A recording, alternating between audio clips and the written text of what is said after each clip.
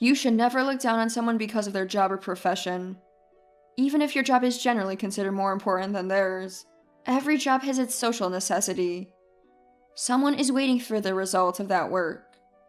Those who can't understand this may not be able to live in society. My name is Olivia. Right now, I'm enveloped in immense joy. Before me stands a large commercial facility in a prime location. This is the fruition of my and my colleagues' labor, like our own child. With its completion, one of my dreams has come true. I'm excited to take a new step forward starting tomorrow. The blood, sweat, and tears I've spent getting here could rival any movie. However, I still feel pain remembering the tears shed over issues beyond work, like family problems. I can't help but wish those problems never happened. I'm a carpenter. In the past, carpentry was seen as a man's job, so there are indeed very few female carpenters. The carpentry workforce is declining year by year, and women only make up about 18% of it. Craftsmanship has an image of being tough, dangerous, and dirty, which deters many young people, including women, from pursuing it. Being a woman, I think I've had to work extra hard compared to men. I want to break the status quo and spread the wonderful job of carpentry and construction. My dad was also a carpenter, running a construction firm as a foreman. Among older foremen, Dad was relatively young in his 40s and highly respected for his skills. He looked a decade younger and had a strong build with a dignified face. As his daughter, I was always proud and adored him. I used to follow him to work sites as a little girl. "Dangerous here, you shouldn't come," he'd say, but out of love for his daughter, he allowed me to tag along. My following Dad wasn't just because I loved him, but also because I loved watching carpentry work. When did I start getting interested in carpentry? Before I knew it, I was fascinated by this almost magical job of building houses. My first toy was a hammer. A light plastic one, but I cried and clamored for a real one. Dad must have been happy that I took an interest in his work. He taught me carpentry, showing me the workflow and mechanics. Thanks to the understanding craftsman, I learned a lot on site and even got hands-on experience. The craftsman might have been inconvenienced by a girl on the site. I always understood the importance of not getting in the way at work, so I never disrupted Dad or the craftsman, nor did I ever contradict them. As I grew, my skills and knowledge expanded, and my technical abilities improved rapidly. In my first year of middle school, I mastered the traditional post and beam construction technique, which surprised Dad and all the craftsmen. Around that time, our family grew by one, the birth of my brother. Dad felt a bit embarrassed about having a child at his age, but I had always wanted a younger brother, so I was overjoyed. Named Robert, my little brother was adorable, and I took the lead in caring for him, often stepping in for Mom. Looking back, those days were busy juggling my passion for building and taking care of Robert, but they were joyful. By the time I was in the third year of middle school, I had self-taught the entire process of building a house and surpassed the skills of young carpenters. Dad was amazed at my talent, and the craftsmen expressed their admiration. I had firmly decided to focus on and pursue a career in construction. I chose to attend a technical high school with a focus on architecture. My 3 years in high school were fruitful. Besides my studies, I gained real-world experience in Dad's sites and, during long vacations, apprenticed under other foremen Dad introduced me to. Those who initially doubted me or thought of me as just a helper quickly changed their minds upon seeing my work. Without intending it, my name gradually became known in the industry. During the long vacation in my third year of high school, I worked under a highly skilled and award-winning foreman. Normally, it wouldn't have been easy for a high school girl to approach him, but thanks to Dad's connections and my growing reputation, I was exceptionally allowed to apprentice under him. That short period gave me new goals and aspirations. I had planned to enter the construction world right after high school, but I decided to attend university to learn more about architecture. Juggling exam preparation and construction studies was hectic, but my brother Robert, now 5 years old, was a source of joy. He was incredibly cute. Recently, I also started taking care of a little girl named Sophia, also 5 years old, the daughter of one of the craftsmen. Her mother was unwell, so Sophia often stayed at our house. Surrounded by these two adorable angels, I was filled with happiness. After a fulfilling university life, I graduated and eagerly joined the construction industry. Though I initially planned to join Dad's firm, The foreman I met in my senior year of high school invited me to train under him, so I became his formal apprentice. I continued to associate with him during university, learning immensely. After 8 years of rigorous training under his guidance, he told me I had learned enough and should continue to hone my skills on my own. Following this advice, I moved to Dad's construction firm. At that time, Dad's construction firm was highly regarded in the industry. I started to work even harder, aiming to not only maintain, but also elevate its reputation. Then, 3 years later, something unbelievable happened. Dad suddenly collapsed and passed away from a cerebral hemorrhage. The funeral, with Mom as the chief mourner, and my brother, who had just turned 20, along with craftsmen and business associates, was held solemnly. Sophia, the daughter of the craftsman I used to care for, along with my brother, attended crying. I spoke in place of Mom in the eulogy. I will continue Dad's legacy and take our construction firm to new heights. I ask for your continued support and assistance. This was my declaration of determination.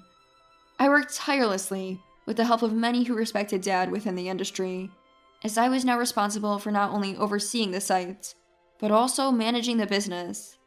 Stable management leads to quality work on site. There are many tasks, like labor management and sales. I couldn't handle everything alone, so I relied on the strength of our employees. My role behind the scenes was to support the staff so they could work efficiently. Of course, I also continued on-site work to maintain the quality of our constructions. A year flew by, and just as things were getting on track, I received an invitation to speak at a meeting hosted by a construction industry association. They wanted me to talk about how a successor supports and elevates a construction firm. Feeling the task was too much for me, I considered declining, but Mr. Smith, the president of a construction company and a board member of the association, insisted. He had been acquainted with my late father and wanted to hear the daughter's story. Unable to refuse a request from Dad's acquaintance, I unexpectedly took on the task of speaking to an audience. Speaking itself wasn't a big deal for me. I'm not the kind to get nervous over such things.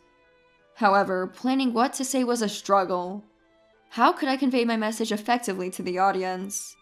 On that day, I delivered a well-thought-out speech filled with my emotions and was greeted with a round of applause. I had felt a good response during the speech, but the overwhelming applause made me almost shrink with humility more than satisfaction. Leaving the venue with a sense of relief and achievement, a man approached me. "Excuse me for this sudden introduction. My name is Richard, and I was deeply impressed by your lecture. I hope it's not rude, but I'd like to hear more about your story." I was taken aback, as I had never been approached by a man like this before. Richard seemed sincere, and perhaps I was still in high spirits from the lecture, I impulsively agreed to his request. After that, we talked about various things in the tea room, and I found myself increasingly drawn to Richard. He was a public servant in a department related to architecture and attended today's meeting for that reason. Though our conversation was brief, we hit it off and made plans to meet again. After several meetings, we began dating. I marveled at the wonder of human connections. As my work and personal life flourished, a year and a half passed. That year, my brother Robert graduated from college and joined our company. My brother, though I say it myself, is extremely intelligent. He studied business administration and accounting in college, dominated outside business seminars, wrote a thesis that impressed his professors so much that they wanted him to stay at the university. However, Robert declined their offer and decided to join our company instead. He told me to leave the administrative tasks to him and focus on my crafts at the construction sites. I was proud to see how much he had grown. Indeed, being able to concentrate my efforts on the construction sites was a relief. Together, my brother and I began running the company. As the company entered a new phase, so did my personal life. Richard proposed to me, and I was genuinely happy. My joy knew no bounds, and we decided to move forward as a couple. The day came for us to greet Richard's mother, Chloe. His father had passed away 10 years ago.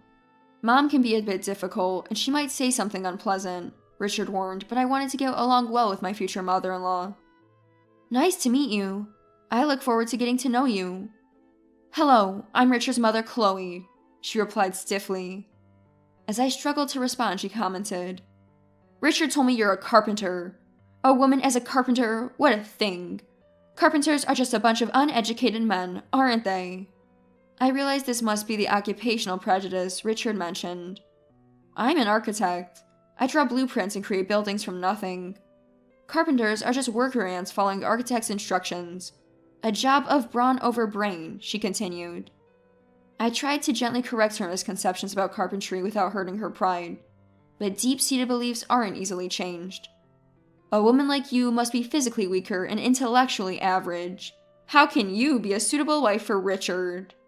She said as we parted, her words piercing my heart. Am I not good enough to be Richard's wife? Ma means no harm. My late father was a carpenter who looked down on architects. He always said architects couldn't do anything without carpenters and belittled Mom. Since Dad passed, she started demeaning carpenters in response, Richard explained. Though I understood the reason, I couldn't accept it. Architects and carpenters must work together to build. It's not about one being superior to the other. We held our wedding in June and became husband and wife. Chloe always expressed dissatisfaction with my job, but she never opposed our marriage. Richard had even threatened to sever ties with her if she did. I'm not entirely convinced, but I'll say congratulations for now. You won't be a carpenter forever, right? Quit your job soon and support Richard. Or are you planning to study to become an architect like me? Try if you think you can, Chloe said during her visit to the bridal room. My mom and brother, who were in the same room, were shocked to hear this. After the wedding, Richard and I started our married life in our new home. As a public servant, Richard's work hours were relatively fixed except during busy periods, but mine varied with the progress of construction sites. However, we had the same days off. Unless the construction schedule was severely delayed, our routine involved spending weekends together. In the architectural world, I occasionally heard about Chloe. Her reputation wasn't good, often belittling carpenters and occasionally making basic mistakes in her designs. Recently, she was the designer for a project we received. Reviewing her blueprints, I noticed a weakness in the foundation strength. While it might be fine under normal conditions, it could fail under the stress of earthquakes or hurricanes. After recalculating the strength, my concerns were confirmed. Deciding it was not in the client's best interest to proceed with the current design, I invited Chloe to the office to discuss the modifications. I'd like to request a design revision, if that's okay? What do you, a mere carpenter, want suddenly? You can't understand my design. I'm an architect. How dare you, an ignorant carpenter, act so high and mighty? Chloe retorted angrily. Facing an angry and vehement Chloe, I meticulously pointed out the flaws in her design. I don't know where you studied, but who do you think you are, flaunting such makeshift knowledge? Carpenters are just incompetent men doing menial jobs, and here you are, a woman presuming to be more. What are you thinking? Despite my detailed explanation of the design flaws, she refused to acknowledge the accurate data and continued to disparage carpentry as a lowly job. Just as I was about to lose my temper, a visitor unexpectedly entered the office. Chloe and I both turned to the newcomer, and Chloe spoke first. President Smith, why are you here? It was President Smith of a well-respected construction company. The project was actually subcontracted from his company to Chloe. I heard there was a problem with this successful project and came to check. Smith's sudden appearance seemed to unsettle Chloe. Also, I have another matter to discuss. Olivia, thank you for your excellent work last time. We're planning another project and would like to offer you a $10 million contract, just like before. Chloe was visibly shocked. President Smith, what do you mean? Why offer such an amount to this mere construction firm? She's just a carpenter. Ah, you're Olivia's Chloe. Don't you know? Olivia is a licensed first-class architect. What nonsense. This boy's wife, a first-class architect? Chloe trembled, overwhelmed by the unexpected revelation. At that moment, my husband Richard entered the office. He had come along with me for a meeting, followed by a dinner planned with everyone. Mom, you've been looking down on carpenters, but Olivia is indeed a first-class architect. You're a second-class architect, right? By qualification, Olivia ranks higher than you. You call yourself a building designer to avoid saying you're second class, Richard said. The title of architect is a national qualification, while designer is not. It's just a job title. Architect qualifications are divided into first class, second class, and wooden building carpenters, with first class handling larger scale buildings than second class. Chloe used the term building designer to avoid the second class label. which might sound more prestigious to those unfamiliar. Additionally, Olivia has apprenticed under a renowned master craftsman, recognized for his exceptional skills and contributions to traditional American woodworking. She has inherited and mastered these skills, earning the admiration and recognition of her mentor. That's why I've entrusted her with complete responsibility for our company's projects. My master, who I first apprenticed under in high school, was awarded just 2 years ago, although he had long been recognized for his skills. In my short 8-year apprenticeship, I had rapidly mastered his techniques thanks to my innate talent. As an aside, it would be building structures like gazebos, which have seen a revival in interest, especially from international visitors in recent years. Smith wanted to make a standout feature in his new commercial development by creating a gazebo that embodies the pinnacle of traditional American woodworking, and he approached me for this task. The previous project was a huge success, and Smith had been eager to work with me again. Moreover, he referred to this as just a construction firm, but it has evolved into an organization of skilled craftsmen, more like a large-scale comprehensive construction firm, thanks to the efforts of Olivia's brother Robert, Smith continued. Robert had shown his capabilities immediately after joining, innovating with his academic knowledge and expanding the company by strengthening its foundations and restructuring the organization. True to being my brother, he was not only smart but also action-driven. I knew Olivia's dad well, but it was at that lecture where I first met Olivia and was struck by her talents and heart, especially her gazebo's carpentry skills. That's why I wanted her to handle our projects, Smith explained. Chloe was dumbfounded by these revelations. Comparatively, your reputation, Chloe, is significantly poor. Your derogatory remarks towards carpenters and frequent design flaws are well known. I suppose you're here today to discuss such a design issue, Smith pointed out, making Chloe break out in a cold sweat, and lost for words. Then Robert and Sophia, whom I had once cared for along with my brother, walked in. You refuse to admit your mistakes, insult our valued colleagues, and now this disgraceful behavior, Robert accused. We've been investigating you and your firm on President Smith's request, Sophia told Chloe. Chloe, realizing the truth of these accusations, covered her face and began to tremble. It must have been a realization of her own wrongdoings. After graduating from university, Sophia joined a private investigation firm. The firm conducted inquiries based on requests, examining the construction status of buildings and the management of offices, checking for deficiencies or mistrust. Their investigation revealed numerous defects in buildings designed by Chloe. These flaws were not random, but appeared intentional, with a clear pattern of negligence. The investigation also uncovered irregular financial transactions linked to these defects. Architects are expected to be honest. Mom's actions have trampled on that principle. You know my job is to correct dishonest behavior, right?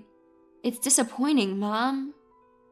Richard works as a federal government employee for the United States Department of Transportation, where he's involved in the Construction Dispute Resolution Service. This body judges disputes and misconduct in construction and issues rulings. Chloe started crying and wailing at her son's words. Subsequently, Chloe was accused of fraudulent billing and fictitious expense claims. Among various charges, the most severe was likely fraud. If found guilty, she would definitely face imprisonment. Under architectural law, anyone punished with imprisonment or more severe penalties will lose their architectural license. Whether due to the review board's conclusion or the trial's outcome, Chloe's license was bound to be revoked. About 1.5 years has passed since then. Now, I am standing in front of a completed large commercial facility, housing the gazebos I poured my heart into. It represents a culmination and a goal, but also a new beginning. I was filled with happiness and satisfaction. The company is thriving, my relationship with my husband is smooth, and all is well. Recently, there's been some joyous news. Robert and Sophia decided to get married. The two I had cared for since they were little are now uniting in marriage, a deeply touching thought. Richard and I have agreed to start a family as soon as possible. I don't want to delay and risk a late pregnancy, and if things go smoothly, we might have children around the same time as my brother and his wife. If that happens, our children might grow up together. Thinking about that makes me so excited.